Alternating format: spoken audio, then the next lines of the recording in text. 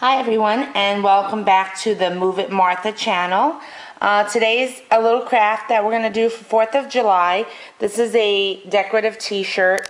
This is just a really simple, easy craft. Kids can do it since there's no rhyme or reason.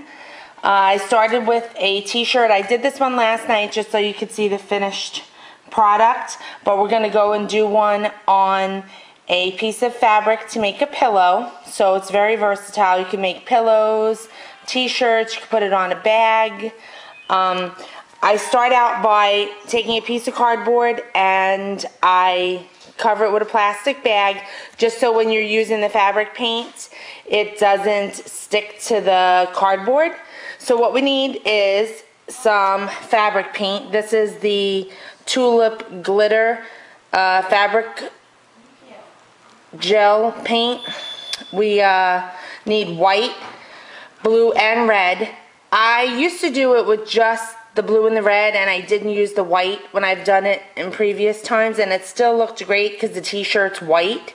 But I decided for this project I was going to use the white because it does show up on the t-shirt, if you can see, and it just gives it a little added extra effect. So we need the 3 bottles of the glitter glue. We need some star rhinestones.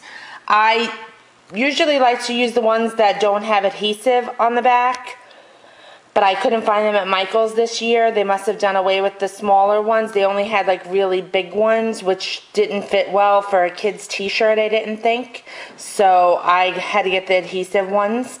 Next, we'll use some fabric tack to put those rhinestones down. Now, if you don't have star ones and you're just doing something at home and you happen to have just regular clear round rhinestones, those should work well too. It doesn't really necessarily have to be a star. I just happen to be able to find those, so that's what I'm going to use. And I'm probably going to use 7 on my t-shirt that I did, and then 7 on this fabric for the pillow. So I'll glue those on once my gel is dry. This was done last night and it's still a little tacky, not to the touch, but if you dipped your finger in it probably would make a dent, so I would still give it a little more time to dry. So go ahead and get your piece of cardboard, cover it with a plastic bag, and then we're going to start with the painting. I'll be right back. Alright, so we're back, and we're going to start out first by making our red short lines for the flag.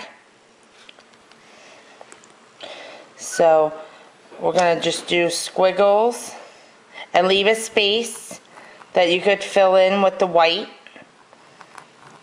It's very, very simple.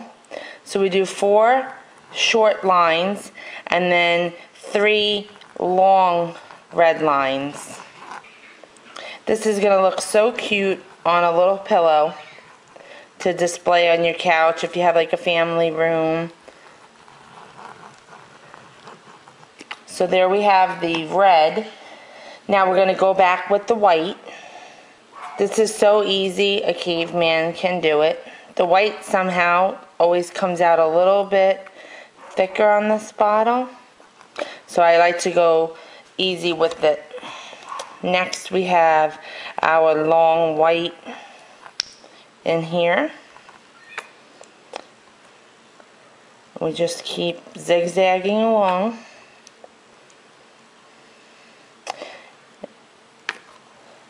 And then we come back in with our blue. Now the blue, we just go up and down in a long zigzag. Make sure that the paint is all the way to the bottom. You don't want to have like a lot of crazy air bubbles. And then next we're going to come this way with it. Now if you'd like, you could start putting your star or your round gems and just secure it with the glitter paint, but I like to let it dry and then adhere it to the dry blue part. This way it gets a little, this is just paint, it's not necessarily glue, so that's why I like to use the fabric tack to put the stars down. So I'm going to move the camera and we're going to go and put the stars into my already done shirt. And I just adhere a little bit of fabric tack and then put the star down.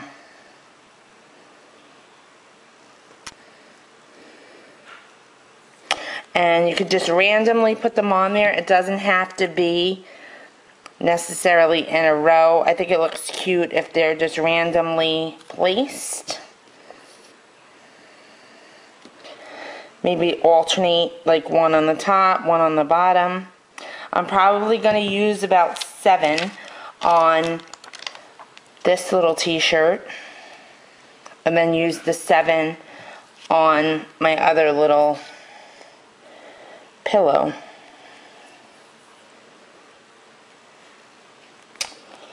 Okay.